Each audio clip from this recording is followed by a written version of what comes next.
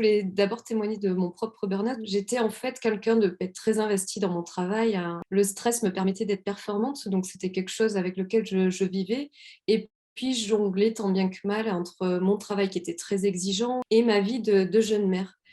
J'ai commencé en fait, petit à petit à avoir tout un tas de petits troubles, mal à l'estomac, perte de cheveux, je voyais moins bien, j'attrapais tout ce qui passait, en permanence enrhumée, je dormais mal. Tout un tas de symptômes qui étaient réels, mais je j'ai pas fait le lien entre tous ces symptômes.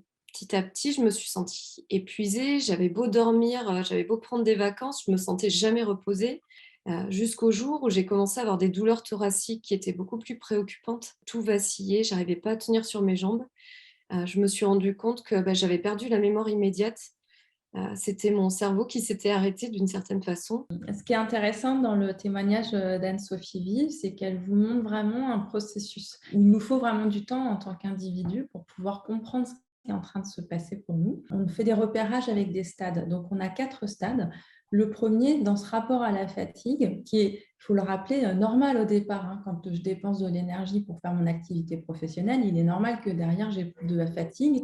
Le second stade, c'est le fait que je vais être pris donc dans un certain nombre de contraintes, de facteurs de risque, et ma réponse du point de vue de l'organisme, elle va être oscillante. Et du coup, on va avoir un cumul au niveau des fatigues qui va s'opérer et qui ne va plus être compensé. S'il n'y a toujours pas de régulation, dans ce cas-là, je vais arriver au troisième stade et cette évolution vers le surmenage, elle va devenir pathologique. Et le dernier stade, eh bien, l'épuisement est alors avéré et là, l'organisme va capituler devant les facteurs d'agression avec une destruction des mécanismes régulateurs jusqu'à parfois des dommages irréversibles.